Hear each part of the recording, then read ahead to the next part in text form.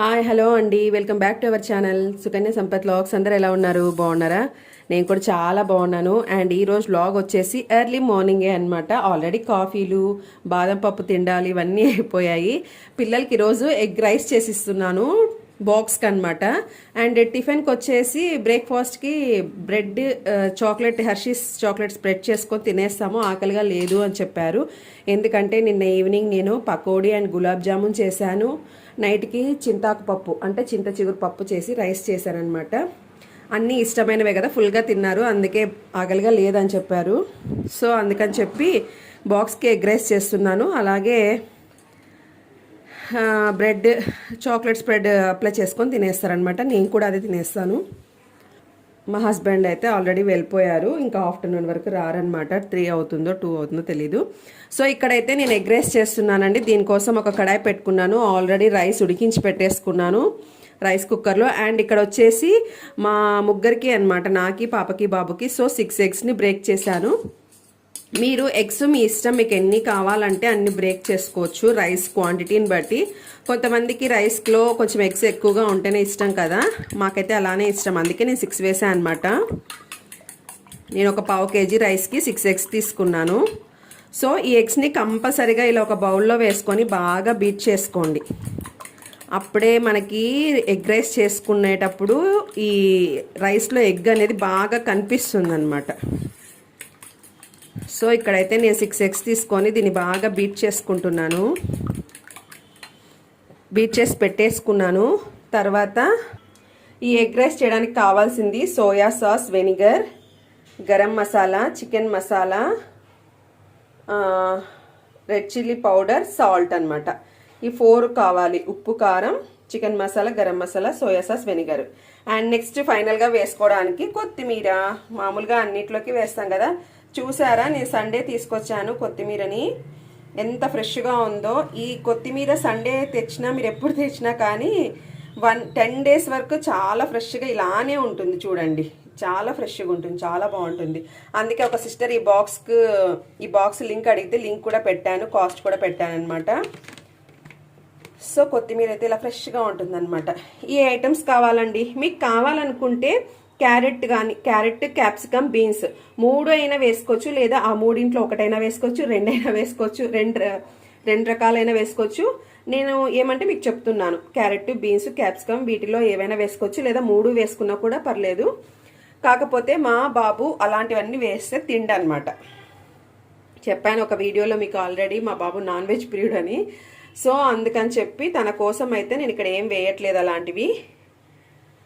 ఇవి మాత్రమే వేస్ట్ చేస్తున్నాను. ఎక్స్ట్రాగా అయితే క్యారెట్, క్యాప్సికమ్, బీన్స్ అది మీ ఇష్టాన్ని బట్టి వేసుకోవచ్చు. సో మనకు కావాల్సింది అయితే ఇవే అండి. ఇప్పుడు స్టార్ట్ చేసేద్దామా. ఇక కడాయి కూడా పెట్టేసుకున్నాను. రైస్ కుక్ అయిపోయింది. ఎగ్స్ కూడా బీట్ చేసి పెట్టుకున్నాను. నాకైతే నా థ్రోట్ ఇన్ఫెక్షన్ తగ్గింది, కానీ గొంతు చేంజ్ అయిపోయింది వాయిస్. సో ఇంకా అలానే ఉందన్నమాట వాయిస్. మీకు వాయిస్ సరిగా వినిపించకపోతే సారీ, ఏమీ అనుకోకండి. ఇంక ఇక్కడైతే మనం ఇది స్టార్ట్ చేసేద్దాము. ఫస్ట్ ఇందులో ఆయిల్ వేసుకోవాలి. ఈ ఎగ్కి మాత్రం కొంచెం ఆయిల్ పడుతుంది, మీరు మరి ఏంటి అంత ఆయిల్ వేసారు అని అనకండి. సో ఇక్కడైతే మరీ ఎక్కువగా వేయట్లేదు, ఒక 1.5 టేబుల్ స్పూన్ వేస్తున్నాను అంతే. ఇది వచ్చేసి నేను నాన్ వెజ్ చేసిన ఆయిల్ని ఇలా ఎగ్ రైస్కి, చికెన్కి, చేపలకి వీటికే యూజ్ చేస్తానన్నమాట. అందుకే చెప్పాను కదా, నేను డీప్ ఫ్రైస్కి కొద్దిగా ఆయిల్ వేసుకున్నామంటే ఆయిల్ని ఇలా త్వరగా వాడేయచ్చు మనము. సో ఫస్ట్ ఇది బాగా హీట్ అవ్వాలి. అలానే దీన్ని ఇలా మొత్తం స్ప్రెడ్ చేసుకోవాలన్నమాట. నేను ఎగ్లో సాల్ట్ ఏం వేయలేదండి, ఓన్లీ ఎగ్ మాత్రమే ఇలా బీట్ చేసి పెట్టుకున్నాను. ఎగ్స్ మాత్రమే ఇలా బీట్ చేసి పెట్టుకున్నాను. నేనైతే పావు కేజీ రైస్కి 6 ఎగ్స్ తీసుకున్నాను. ఇది నాన్ స్టిక్ కదా, అందుకే ఇలా స్ప్రెడ్ చేస్తుంటే కూడా మధ్యలోకి వచ్చేస్తుంది ఆయిల్ అంతా. సో ఆయిల్ అయితే హీట్ అయిపోయింది. ఇప్పుడు వేసేసుకుందాము. ఇలా రావాలన్నమాట, ఇలా వేసుకోవాలి కంపల్సరీగా. బాగా బీట్ చేసుకున్నాం అనుకోండి, మనం వేసుకున్న ఎగ్ అనేది బాగా పొంగుతుంది. వెంటనే కలిపేయకండి, అది కొంచెం బాగా ఉడకాలన్నమాట. మనం వెంటనే గరిటె పెట్టేయకూడదు. చూసారా, మనం పక్కన ఒక బౌల్లో ఎగ్స్ వేసుకొని బీట్ చేసి వేయడం వల్ల ఇలా పొంగుతూ వస్తుంది చూడండి. అదే మీరు డైరెక్ట్గా వేసారనుకోండి ఇంత మంచిగా పొంగదన్నమాట.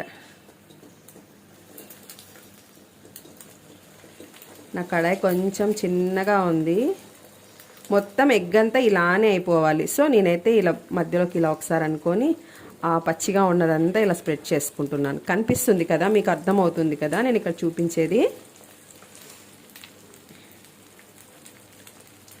చూసారా, ఈ ఎక్స్ట్రా అది మధ్యలో ఏదైతే లిక్విడ్ ఫామ్లో ఉందో అది ఇలా ఇలా మొత్తం కడాయికి స్ప్రెడ్ చేసుకున్న మరీ చుట్టూరా మరీ పొంగుతుంది చూడండి. మరి ఇది ఇంకొకసారి ఇలా అనేసుకొని ఆ లిక్విడ్ ఫామ్లో ఏదైతే ఉందో అది కూడా ఉడికించుకోవాలి. హై ఫ్లేమ్లోనే పెట్టుకున్నానండి. ఎగ్ రైస్ అన్నది మనం హై ఫ్లేమ్లోనే చేసుకోవాలి, అప్పుడే టేస్ట్ బాగుంటుంది. చూసారా, ఇది కూడా మరి చుట్టూరా పొంగుతూ ఉంది. ఇలా పొంగాలండి, ఇలా పొంగితేనే టేస్ట్ చాలా బాగా ఉంటుందన్నమాట.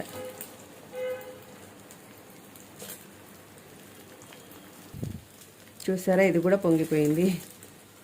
నెక్స్ట్ ఇలా ఆ లిక్విడ్ ఫామ్లో ఏదైతే ఉందో అదంతా అంటే బాగా పొంగాలన్నమాట. నేను ఇదంతా ఫస్ట్ వేసుకున్నది మీకు కనిపిస్తుంది కదా, ఇదంతా పొంగిందనమాట.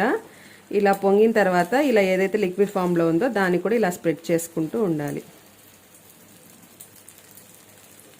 ఇక్కడ నేను కంటిన్యూగా చూపిస్తున్నాను చూడండి, పొంగుతూ ఉంది, మీకు అర్థం అవ్వాలి కదా. అది కూడా పొంగిపోయింది. ఇప్పుడు ఇంకంతా అయిపోయింది కదా, ఇప్పుడు కదిలించుకోవాలి. ఈ ముక్కలు అన్నవి మీరు మరీ పెద్దగా చేసుకోకండి, చిన్నగా చేసుకోకండి, కొంచెం పెద్దగానే చేసుకోండి. ఇంకా నూడిల్స్ చేసే కడాయి ఉంటుంది కదండి ఐరన్ది, అందులో అయితే ఇంకా బాగా వస్తుంది. ఇప్పుడు మీరు ఇది బ్రేక్ చేసుకోవాలన్నమాట. ఎగ్ అంతా బాగా పొంగి కాలిపోయింది కదా, ఆ పొంగడం కోసమే అండి నేను అలా చేయాలని చెప్పింది. ఇప్పుడు దీన్ని బ్రేక్ చేసేసుకుందాం. పెద్ద ముక్కలుగానే బ్రేక్ చేసుకోండి, మీరు కావాలనుకుంటే చిన్న ముక్కలుగా బ్రేక్ చేసుకోండి, మీ ఇష్టం అన్నమాట. ఇక్కడ మాత్రం కొంచెం ఫ్లేమ్ తగ్గించుకోండి, ఎందుకంటే ఫస్ట్ టైం మనము అది పొంగాలని చెప్పి ఎక్కువసేపు ఒక సైడ్ కాల్చుకున్నాం కాబట్టి ఫ్లేమ్ని తగ్గించుకొని ఇది బ్రేక్ చేసుకోవాలి. మీకు ఇలా చాలు పెద్దగా అనుకుంటే ఇలాగే వదిలేసుకోండి. ఇంకా ఇంతవరకు నేను ఇందులో ఏం వేయలేదు, ఆయిల్ వేసి ఎగ్ మాత్రమే వేసాను. ఇప్పుడు రైస్ వేసుకోవాలి. మీరు రైస్ని ఉడికించి పెట్టుకున్నాక బాగా పొడిగా చేసుకోండి. చూసారు కదా, ఇక్కడైతే రైస్ని వేసేసుకుంటున్నాను. కడాయి ఫుల్ అయిపోయింది. నేను ఇప్పుడు వేరే దాంట్లోకి షిఫ్ట్ చేసుకుంటాను, ఎందుకంటే చాలా కష్టం అండి, ఇది బాగా హై ఫ్లేమ్లో కలపాలి. సో వేరే కడాయిలోకి షిఫ్ట్ చేసుకుంటాను. చూసారా, నేనైతే ఇక్కడ ఈ పెద్ద కడాయిలకి షిఫ్ట్ చేసుకున్నాను. కానీ నాన్ స్టిక్ కడాయి చూడండి, అస్సలు అంటుకుపోకుండా చాలా నీట్గా వాష్ చేసినట్టుగా ఉంది కదా, చాలా బాగుందండి హాకేష్ ఫ్యూచరా కడాయి అన్నది. సో ఫస్ట్ ఇదంతా కలిపేసుకోవాలండి, హై ఫ్లేమ్లో పెట్టుకొని కలుపుకోవాలి. తర్వాత పౌడర్స్ వేసుకునేటప్పుడు మరి ఫ్లేమ్ తగ్గించుకోవాలి. ఇది మొత్తం కలిపేసుకుంటున్నాను నేను. చూసారా, ఇక్కడైతే మొత్తం కలిపేసుకున్నాను హై ఫ్లేమ్లో. ఇప్పుడు స్టవ్ తగ్గించేసుకున్నాను. ఇంకా మనం వెజిటేబుల్స్ చెప్పాను కదా, క్యారెట్, బీన్స్, క్యాప్సికమ్ వేసుకుంటే చాలా కలర్ఫుల్గా ఉంటుంది, హెల్తీగా కూడా ఉంటుంది. కానీ కొంతమంది పిల్లలు తినరు కాబట్టి మనం ఏం చేయలేము. మా బాబు అయితే తినడు, సో వాళ్ళకి నచ్చినట్టుగానే చేస్తున్నాను. ఎలాగో క్యారెట్ పచ్చిగా తింటారు కాబట్టి. సో ఇక్కడైతే నేను సాల్ట్ వేసుకుంటున్నాను. చూసి వేసుకోండి, సాల్ట్ అన్నది తక్కువైతే మరి అయినా వేసుకోవచ్చు. నెక్స్ట్ ఇక్కడ రెడ్ చిల్లీ పౌడర్ అన్నీ ఒక్కొక్క స్పూన్ వేసుకోండి, అంటే మనం తీసుకునే రైస్ క్వాంటిటీని బట్టి వేసుకోవాలి. నేనైతే 1/2 kg రైస్కి అన్నీ ఒక్కొక్క 2 టీస్పూన్ వేసుకుంటున్నాను. ఇప్పుడైతే సాల్ట్, రెడ్ చిల్లీ పౌడర్ వేసాను. తర్వాత చికెన్ మసాలా వేస్తున్నాను. తర్వాత గరం మసాలా వేస్తున్నాను. ఇవి వేస్తేనే అండి టేస్ట్ చాలా బాగుంటుంది. సో ఇప్పుడు మరి వీటిని మనం కలిపేసుకోవాలి. ఫస్ట్ ఒకసారి కలుపుకున్నాక మరి హై ఫ్లేమ్లో టాస్ చేసుకోవాలన్నమాట. ఇప్పుడు కొంచెం కలర్ఫుల్గా కనిపిస్తుంది కదా, ఇప్పుడు దీన్ని హై ఫ్లేమ్లో టాస్ చేసుకోండి. మీ దగ్గర అంటే సింగిల్ హ్యాండిల్ ఉంటే మనం టాస్ చేసుకోగలుగుతాం కాబట్టి ఇందులో చేయలేం కాబట్టి, సో నేనైతే ఇలా గరిటెతోనే చేసుకుంటున్నాను. ఇది కొంచెం బాగా వేగాలి. మనం చికెన్ మసాలా గరం మసాలా వేసాం కదా, అవి పచ్చివాసన పోవాలి. మనం కలిపేసి ఆఫ్ చేసామనుకోండి తినేటప్పుడు పచ్చి పచ్చిగా అనిపిస్తుంది, అంటే స్మెల్, మసాలా స్మెల్ అన్నది పచ్చి వాసన వస్తుంది. సో ఈరోజు మా పిల్లలకి లంచ్ బాక్స్ అయితే ఎగ్ రైస్. సౌండ్ వస్తుంది చూసారా, రైస్ వేగుతున్నట్టు. ట్రై చేద్దామా ఒకసారి? ఇలాగైనా టాస్ చేసుకోవచ్చు. 2 హ్యాండిల్స్ ఉంటాయి కదా, ఇలా పట్టుకొని టాస్ చేసుకోవాలి. నేను హై ఫ్లేమ్లోనే ఒక 1 మినిట్ వరకు వేయించుకుంటాను. ఇలాగే టాస్ చేసుకుంటూ లేదా కలుపుకుంటూ ఒక 1 మినిట్ వరకు ఫ్రై చేసుకుంటాను. ఆ తర్వాత చూపిస్తాను. మరి మీరు ఇక్కడ సాల్ట్ చెక్ చేసుకోండి, సరిపోతే పర్లేదు, సరిపోలేదు అనుకుంటే ఇంకొంచెం వేసుకొని టాస్ చేసుకోండి. చూసారు కదా, 1 మినిట్ వరకు టాస్ చేసుకున్నాను. మరి ఫ్లేమ్ తగ్గించేస్తున్నాను. తగ్గించేసి వెనిగర్ వేసుకోవాలి.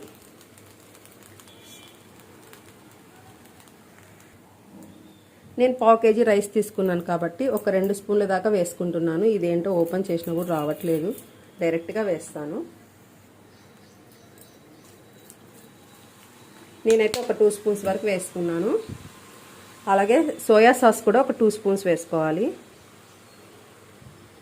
ఇప్పుడు మరి మనం హై ఫ్లేమ్లో చేసుకోవాలండి, ఎందుకంటే ఈ సాస్ కొంచెం స్మెల్ ఉంటాయి కాబట్టి కంపల్సరీగా హై ఫ్లేమ్లోనే చేసుకోవాలి. ఫ్లేమ్ ఎక్కించేసుకున్నాను.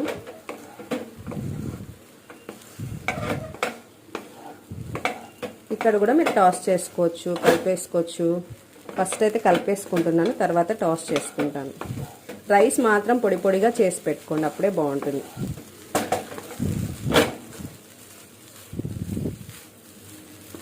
ఇంతే అండి. ఇది 1 నిమిషం వరకు హై ఫ్లేమ్లోనే వేయించుకోవాలి. తర్వాత కొత్తిమీర వేసుకొని స్టవ్ ఆఫ్ చేసుకోవాలి. ఒకసారి తప్పకుండా ఇలా ట్రై చేయండి. నేను వేయలేదని చెప్పి మీరు వేయకుండా ఉండకండి. అంటే ఒకవేళ మీరు క్యారెట్, క్యాప్సికమ్, బీన్స్ తినేటట్టయితే వాటిని చాలా చిన్నగా చాప్ చేసుకొని వేసుకోండి. మీ పిల్లలు కూడా తినకపోతే నా అలాగే సేమ్ ఇలాగే చేయండి.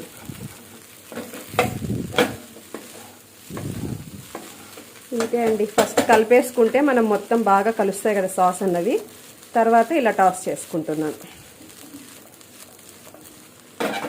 అంతే. చూసారు కదా, 1 నిమిషం వరకు వేయించుకున్నాను. ఫైనల్గా కొత్తిమీర వేసేసుకున్నాను.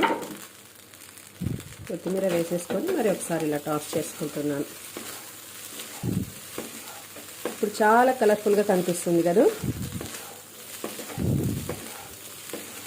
అంతే అండి. ఇలా ఎంత హై ఫ్లేమ్లో మనం టాస్ చేసుకుంటే అంత టేస్టీగా వస్తుంది. మనకు బయట కూడా ఇలాగే కదా చేస్తారు. వాళ్ళు ఇంకా పెద్ద పెద్ద కడాయిస్ పెట్టి బాగా ఇలా హై ఫ్లేమ్లో టాస్ చేస్తారనమాట. మీరు ఎగ్స్ కూడా గమనించండి, బాగా కనిపిస్తున్నాయి కదా. 1/2 కేజీ రైస్కి 6 ఎగ్స్ కంపల్సరీగా వేసుకోవాల్సిందే. అయిపోయింది. స్టవ్ అయితే ఆఫ్ చేసేస్తున్నాను. ఇంతే అండి, ఎంతో టేస్టీగా ఉండే ఎగ్ ఫ్రైడ్ రైస్ రెడీ. మీరు కూడా తప్పకుండా ట్రై చేసి మీకు ఎలా వచ్చిందని అడుగు నా కామెంట్ సెక్షన్లో చెప్పండి. ఇప్పుడైతే ఇంకా పాపకి టైం అయిపోయింది. పాపకైతే ఇంకా బాక్స్ కట్టించేయాలి నేను. ఇంక ఇవన్నీ సర్దేసుకోవాలి. ఈ ఫ్రైడ్ రైస్లు చేస్తే కిచెన్లో స్టవ్ అన్నది ఇలా ఉంటుందన్నమాట. సో పాపని పంపించాక నేను మిమ్మల్ని మరీ కలుస్తాను, ఓకేనా? ఎగ్ ఫ్రైడ్ రైస్ మాత్రం ఖచ్చితంగా ట్రై చేయండి. హాయ్ అండి. చూసారా, పిల్లల్ని అయితే పంపించేశాను. బాదం పప్పు తినేశారు, బ్రెడ్కి చాక్లెట్స్ బ్రెడ్ అప్లై చేసుకొని తినేశారు. తర్వాత ఎగ్ రైస్ తీసుకొని వెళ్ళారనమాట బాక్స్కి. పాప 8కే వెళ్తుంది, బాబు 8:45కి అలా వెళ్తాడు. జస్ట్ ఇప్పుడే వెళ్ళిపోయాడు బాబు కూడా. సో ఇక్కడైతే నేను ఇంకా ఈ సామాన్లన్నీ వాష్ చేసేసుకుంటున్నాను. ఇంకా నేను బ్రేక్ఫాస్ట్ చేయలేదు. నేను కూడా బ్రెడ్కి చాక్లెట్స్ బ్రెడ్ అప్లై చేసేసుకొని తినేస్తాను. అండ్ మా హస్బెండ్ అయితే ఎర్లీ మార్నింగే వెళ్ళిపోయారు. తను రానని చెప్పారనమాట. అంటే వర్క్ ఉందండి, ఫుల్గా వర్క్ చేపిస్తున్నారు ఆయన, అందుకని చెప్పి రానని చెప్పారు. మేబీ ఆఫ్టర్నూన్ అలా వస్తా అని చెప్పారు. అండ్ నిన్న వచ్చేసి ఈవినింగ్, నిన్న కూడా ఏమైందంటే మా హస్బెండ్ నిన్న కూడా ఎర్లీ మార్నింగే వెళ్ళిపోయారు అనమాట. న్యూ బిల్డింగ్ కి వర్క్ చేపిస్తున్నారు. సో మా పిల్లలు హస్బెండ్ మార్నింగ్ వెళ్తే ఈవినింగ్ వస్తారండి. పిల్లలైతే మార్నింగ్ ఏం చేశాను నిన్న నేను వాంగిబాత్ అయితే బాక్స్ కి చేశాను. సారీ, బాక్స్ కి వాంగిబాత్ కాదు, నిన్న చపాతీ బెండకాయ చేశాను. సో అదే తినేసి అదే తీసుకెళ్తారు. మా ఇంట్లో చపాతీ చేసినా దోశ చేసినా పిల్లలు అదే తీసుకెళ్తారు బాక్స్ కి. మిగతా వేరే ఏ టిఫిన్స్ చేసినా కానీ రైస్ ఐటమ్స్ తీసుకెళ్తారు అనమాట. ఇంకా మా హస్బెండ్ కూడా రానని చెప్పారు. నేను టిఫిన్ కూడా చేయలేదు. ఆయన అర్లీ మార్నింగ్ 6కే వెళ్ళిపోతారు, వర్క్స్ ఎక్కువగా ఉంటే మాత్రం. ఇంకా మధ్యాహ్నం నా ఒక్కదానికే ఎందుకు చేసుకోవడం అని చెప్పి మధ్యాహ్నం ఇలానే బ్రౌన్ బ్రెడ్ కి చాక్లెట్ స్ప్రెడ్ అప్లై చేసుకొని తినేసాను. తర్వాత ఒకటి సోడా వేసుకొని నన్నారి చేసుకొని తాగేసాను అనమాట.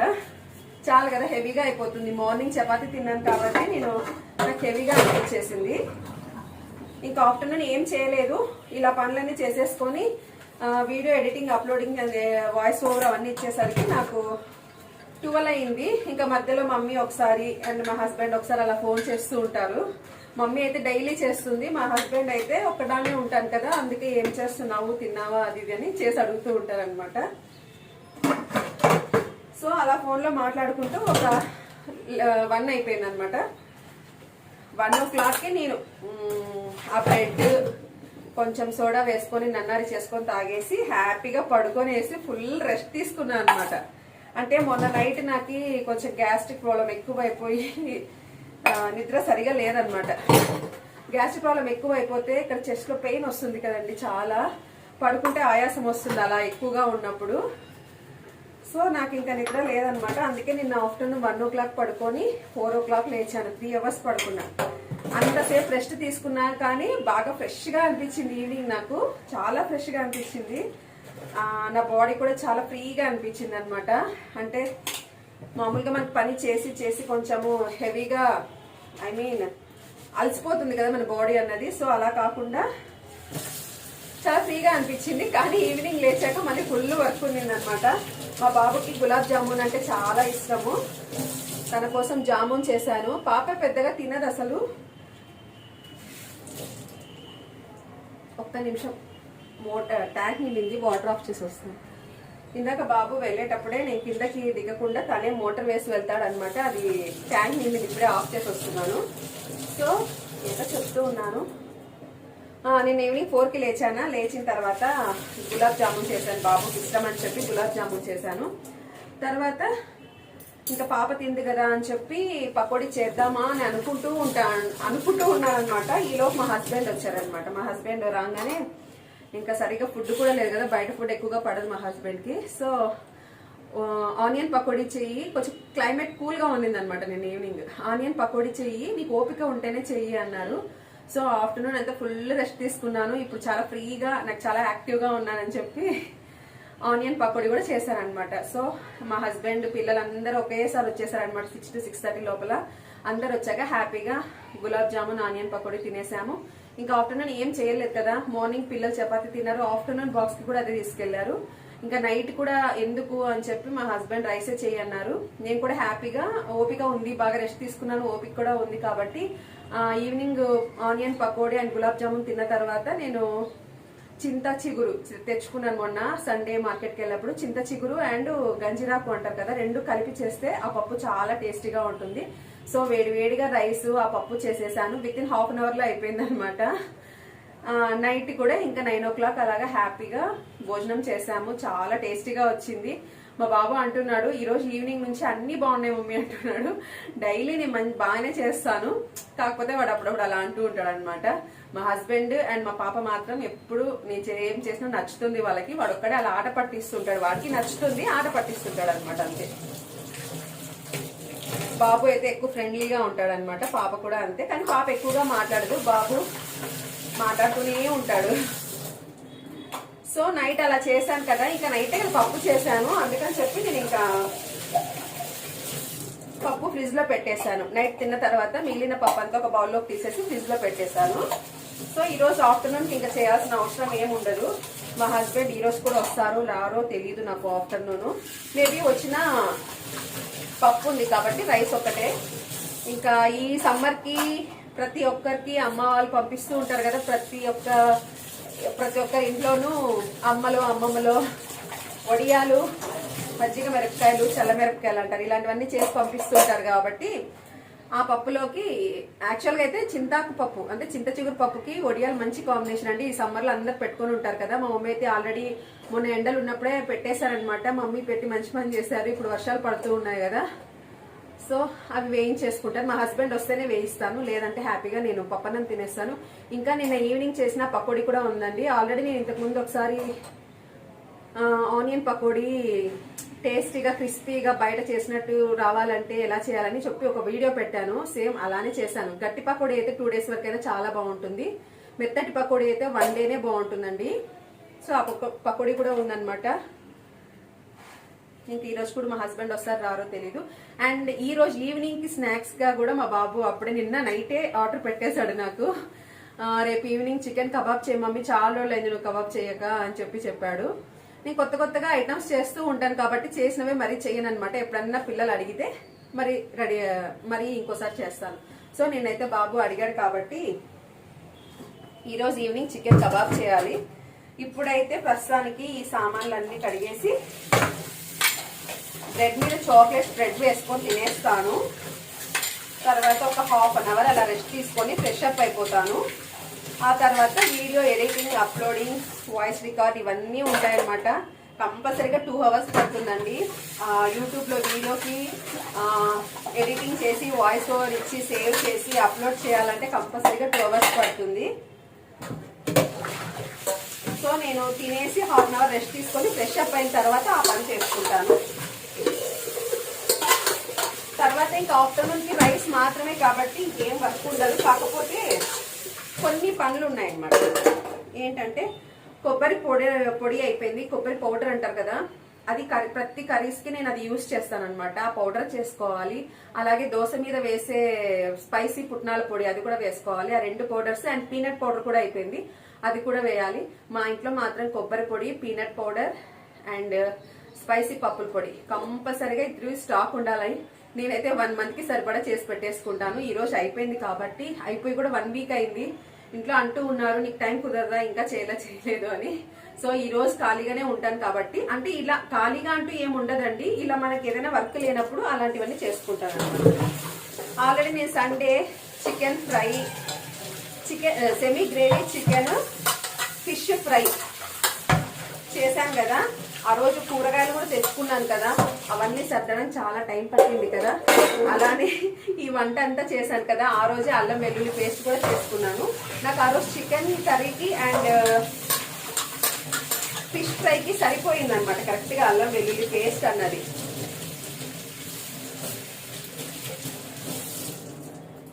కానీ మరీ చేద్దాంలే అనుకుంటే అలానే టైం గడిచిపోతుంది. నేను రేపు చేద్దాం అనుకుంటే అలాగే అయిపోతుంది అనమాట. సో అందుకని చెప్పి నేను ఆ రోజే ఎలాగో మార్నింగ్ మార్కెట్ నుంచి మంచిగా ఫ్రెష్గా అల్లం తెచ్చుకున్నాను కాబట్టి ఆ రోజే అల్లం వెల్లుల్లి పేస్ట్ కూడా చేసుకున్నాను.